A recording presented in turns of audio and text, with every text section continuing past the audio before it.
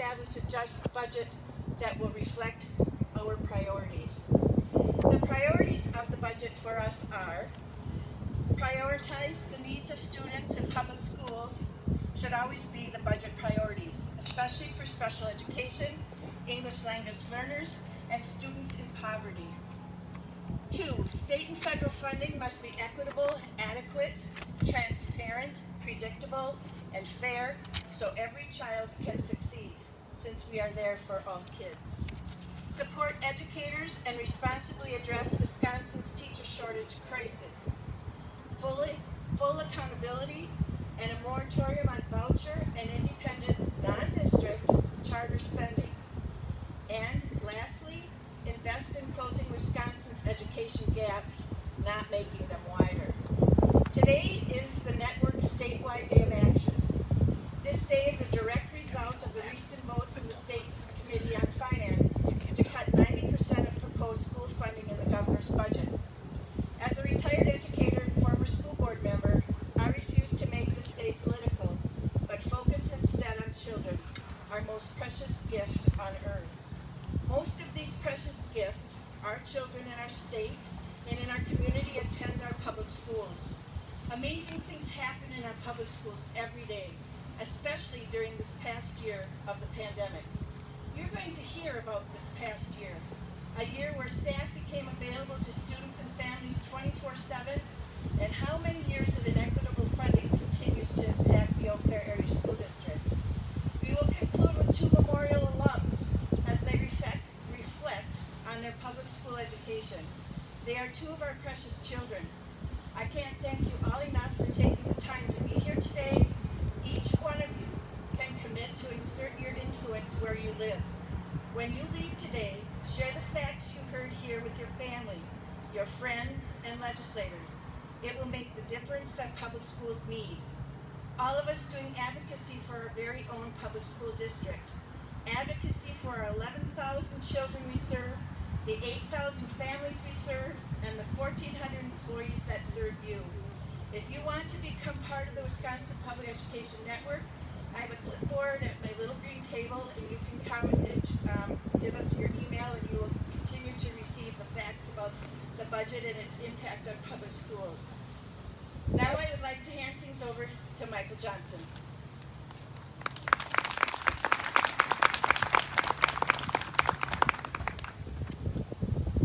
Thanks so much, Chris. Welcome, everybody. And I'm proud to represent Eau Claire and share our story of the Statewide Day of Action. This morning, we're all concerned about the state budget and its possible impact on our students, staff, and families. I'm glad other area school leaders like Superintendent Lori Whalen from Osseo Fairchild are here today, as well as business leaders, educational leaders, both present and retired. As I see Marv Lansing in the audience, 88 years young. The Eau Claire Area School District is the 8th largest in the state. We serve over 11,000 students, and we have nearly 1,450 dedicated staff leading us. All school districts, large and small, would agree that COVID has taught us so very much about every operation in our system. We're finally able to reflect on the incredible tasks and accomplishments that our staff and community provided. We reimagined education. In the spring of 2020, as COVID had begun its impact on our schools, our teachers, staff, administration, and our school board shifted immediately to serve the students. In Eau Claire, 240 stakeholders joined our reopening of schools task force in the spring and summer. We spent millions of dollars to provide one-to-one devices for all students in the district, and hundreds of hotspots for families who had no internet access. We spent hundreds of thousands of dollars on PPE to allow us to run our school safely when we did eventually have that opportunity. Last summer, nutrition services had provided nearly 3,000 meals a day for the community of Eau Claire.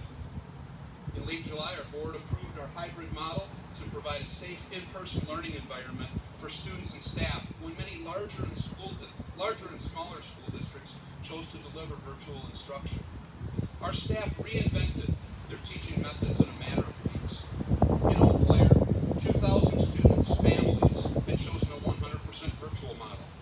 Again, our staff was flexible and dedicated, and many were repurposed to serve those fully virtual students. As the year started, we learned many new safety protocols.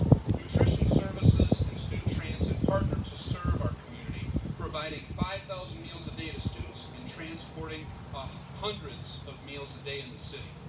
We continue to be supported from business leaders, the DPI, community groups, and our county and local health professionals as well. When the pandemic forced other districts to fully virtual learning in the fall and early winter, we were able to continue our hybrid model consistently in October and November because of many people here today, both behind me and to the side. Central office staff often left their positions in the morning and afternoon to support their school colleagues to substitute on a moment's notice. In Eau Claire, that in-person learning never stopped. When we could not staff, yes, thank you. Please give them a round of applause.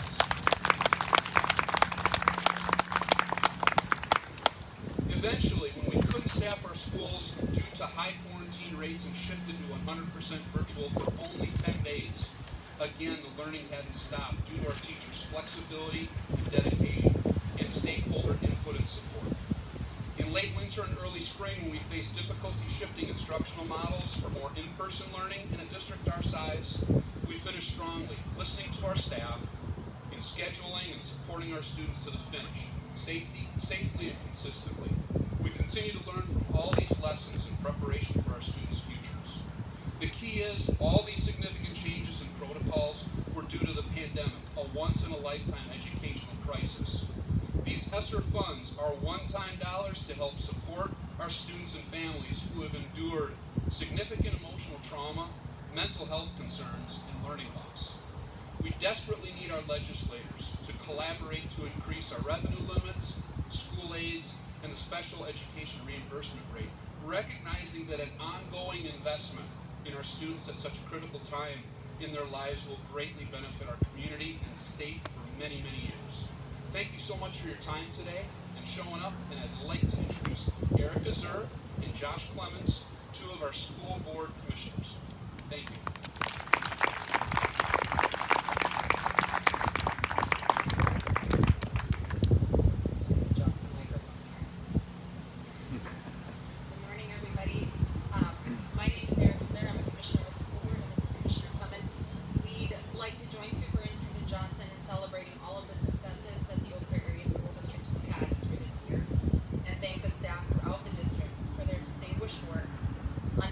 School board and the entire Eau Claire community, we appreciate the enormous effort and care you dedicated to our students during this year. Okay, so I take this one. We all know that education never stops. Year after year, we watch our children grow, learn, and mature, and even as we celebrate the end of one year, we begin growing the seeds for the next. Even now, our ECASD summer school programs are running across the district, giving students new experiences, fun, and learning throughout the summer. The work of public schools never ceases because as one group of students completes their graduation with us, the next group of 4K kindergartners join us. We are a garden consistently growing new, wonderful people to join us in Eau Claire, the Chippewa Valley, and all of Wisconsin. When we want to grow anything, be it a garden, a business, or a community, we must invest in that growth. You don't plant your tomatoes, pour in some water, and walk away for the rest of the year. You water diligently, you add fertilizer, and you tend the plants. To grow a business, you don't invest one time and say, I think we're good. Instead, you continually invest in improvement and growth, expanding the impact and success of your business. And to grow a community, we cannot simply say, we've finished with our schools. As in all things that we hold important, we must commit to continued investment and care in our public schools. Currently, the work on the state budget, work from the Joint Finance Committee, includes no additional funding for public schools, even in light of the state tax revenues coming in over $4 billion more than expected. Some of the proposals for the budget jeopardize federal funding that would directly meant for public schools.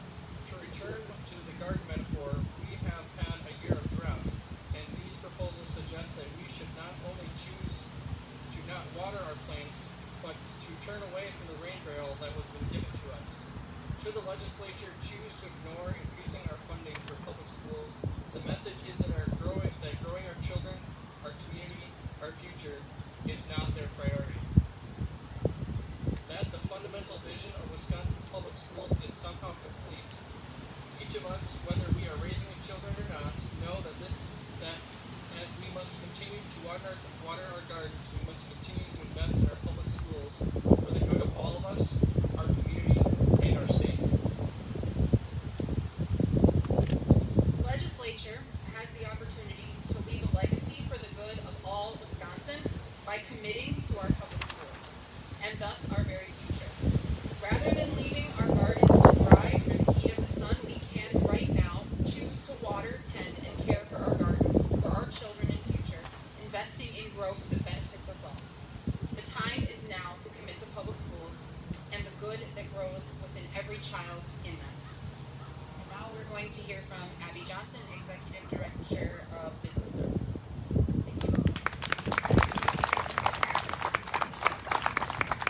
Thank you, Commissioner Clements and Sarah.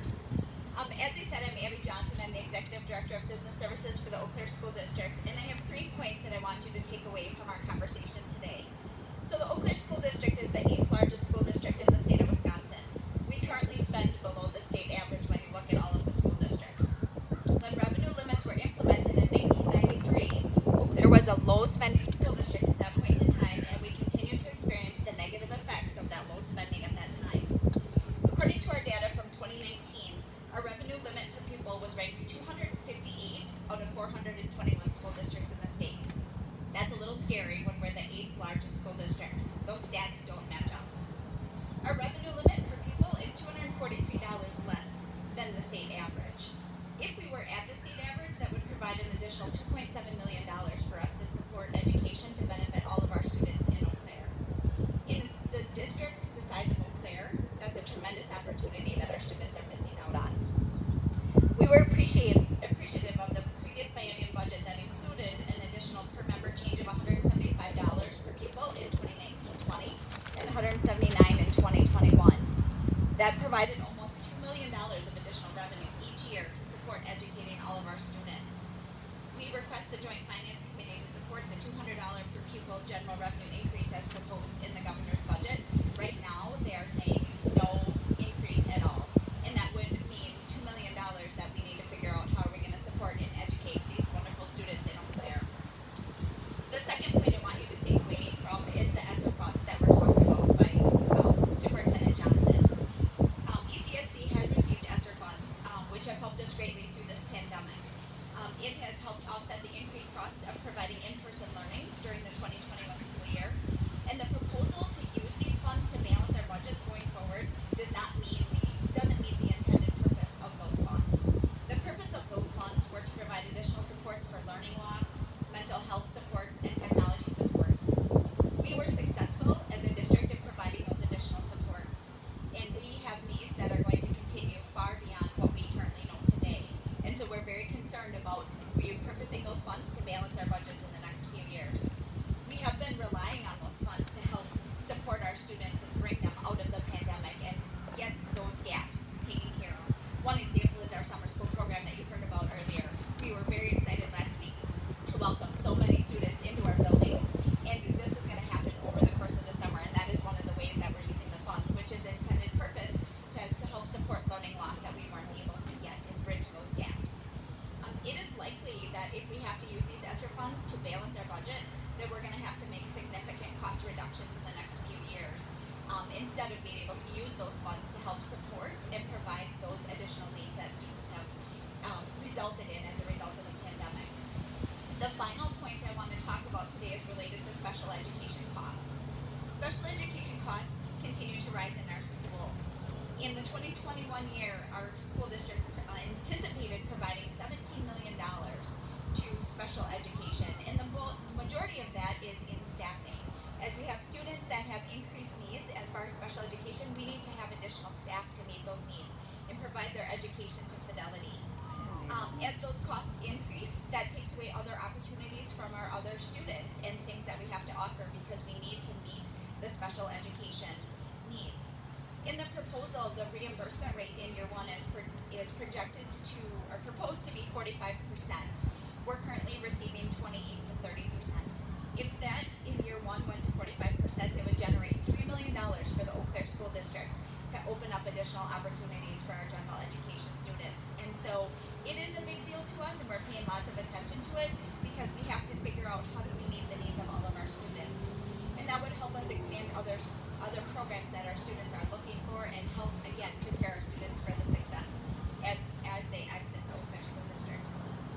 with that, I am here to introduce Beth Ivankovic, and she is going to talk some more about special education in Eau Claire.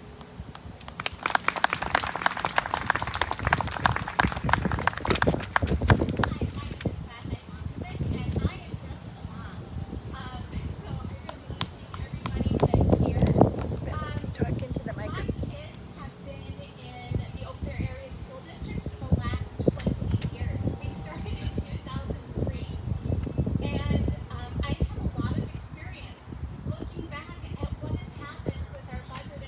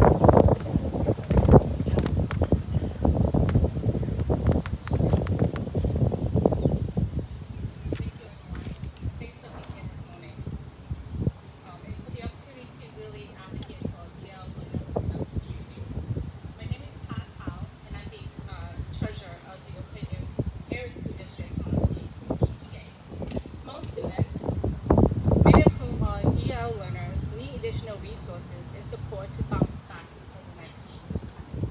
The education gap only got wider for students as they struggled to learn virtually. Many of our families were unable to support their children with virtual learning due to reasons such as simple lack of desk space and inability to support their child because they don't know how. Even I, as a parent with a child that was learning virtually, found it hard to navigate virtual learning. So imagine a parent who doesn't know English as well, isn't as educated in how they are navigating through that. All students need additional resources to close that gap. We need to invest in them now to give them the best chance at the future. Bilingual aids are cultural brokers between students' home and school, and we need to invest in them by paying them a living wage. We also need to invest in our educators. They are the ones that are helping our students achieve their grade levels and closing the education gap. Our students need one-on-one tutoring support outside school, and that is more needed now than ever. Montpellier is proud to support Governor Everett's budget and asks that our legislators restore the governor's proposed increase to revenue limits in school aids and to increase the reimbursement rates for special education to at least 50%. So today, I also encourage you to write to your legislator and ask them those things. Thank you. Next, I'd like to introduce Shu.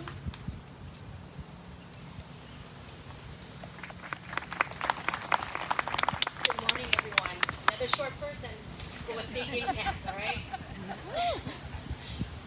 I graduated from Memorial High School in 2004. It seems like it was so long ago, but in my mind, it was just like it was yesterday. I came to the United States, let's track back. I was born in a refugee camp in Thailand, and I came here when I was 1. And I remember watching my sisters get on a bus, and even just like my little son now, I was so excited to go to school. And when I went to school for the first time, it was a classroom full of just Hmong students and my teacher Karen. And at that time, I didn't realize how hard it must have been for her to be in a classroom full of kids who didn't speak the same language as her. So she had challenges. But I'm so grateful for her because she never gave up on me. And even now, after 30 years, yes, I'm 35, I'm still in contact with her and she still impacts me very much.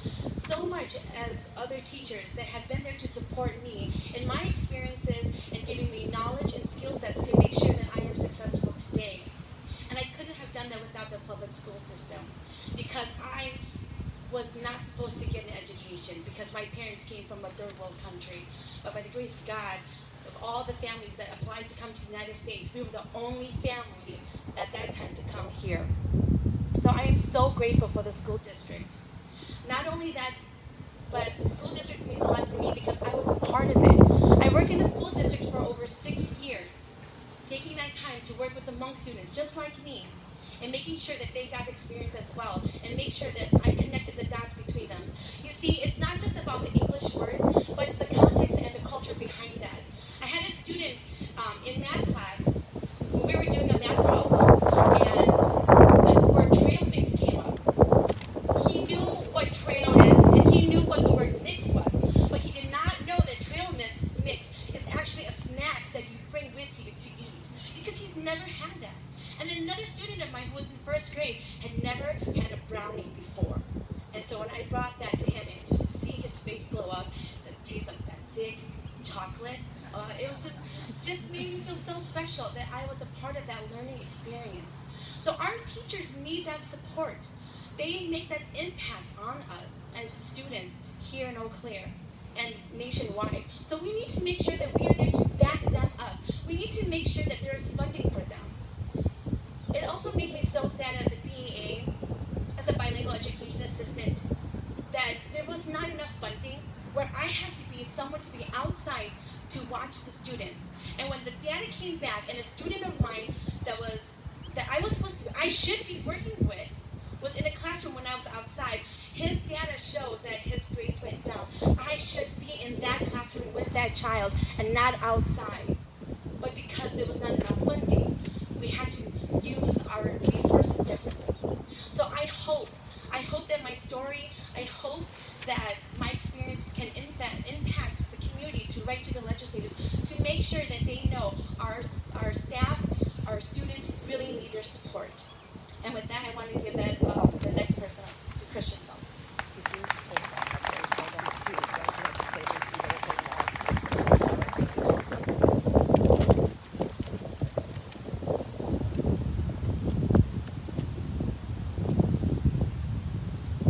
Hello. My name is Christian Phelps, and I'm the digital organizer of Wisconsin Public Education Network. But on a more foundational level, I am a citizen of Eau Claire, born and raised here, and an alum of the Eau Claire Area School District of Memorial High School. Like thousands of my peers, I spent 13 years of my childhood, from 1999 to 2012, in the ECASD public school system. In the opening remarks today, our friend and colleague Chris referred to our most irreplaceable neighbors and our most worthy shared investment, which are the children of Northwest Wisconsin. I was one of them not terribly long ago. When I think about it, no institution has played a larger role in my life than public schools. They're where I gained not only academic knowledge, but learned how to engage in society and leave our community better than we found it. This is a powerful institution, and what we do with it is up to us, and it's up to our lawmakers. Since I was in high school, we've watched the gaps in our society widen. Racial gaps, opportunity gaps, gaps between students with and without disabilities, students who are or are not in English language learning programs, and more that we heard about today. And that's because public schools are being tasked with doing more and more with less and less. The COVID-19 pandemic made that even more obvious than it was before. We now have an unprecedented opportunity to recognize the challenges facing our community's children, families, and educators, and finally close those gaps. Lawmakers tasked with passing the Wisconsin state budget, the most important piece of legislation of the biennium, are doing so in the waning days of a devastating public health crisis, and, as we heard from Beth Ivankovic and others, with an incredible budget surplus. We call on them to recognize and appreciate the challenges facing our public schools, as these speakers have so clearly and articulately outlined, and invest that surplus in kids. A budget that does not close the gaps in our public schools is a commitment to making those gaps wider, and we cannot accept that. We encourage everyone who supports kids in public schools to contact their lawmakers via email and Twitter today. We have handouts that Chris is holding up right now that make it very easy to do so, and we've learned that the Assembly and Senate will be on the floor next week, so today is really the time to do this. You can visit our website at wisconsonnetwork.org/budget and follow our Facebook and Twitter pages for resources and links, and continue to join us throughout the day for this nonpartisan statewide day of action. You can use our templates to find and contact your lawmakers, and then amplify your message by sharing it widely with your own contacts and community. Throughout the rest of today, we'll see advocates in Dane County, Lake Mills, Greater Milwaukee, Oshkosh, Appleton, and more communities than I can list engage in the statewide day of action. Wisconsin has spoken. Now let's make sure we're heard. As an ECASD graduate, Eau Claire community member, and Wisconsin Public Education Network organizer, I'd like to thank every speaker that we've heard from today and everybody that's come to this event. And everybody around the state who's taking the day to share a simple and powerful message. Don't play politics with kids. Invest the surplus in their future. We can afford to close the gaps, and we can't afford not to. So thank you, everyone. Because the Wisconsin Public Education Network is nonpartisan, we're encouraging you to connect with every legislator. Your local legislators, the ones that serve you, but all the legislators on both sides of the aisles, because I think the voice becomes louder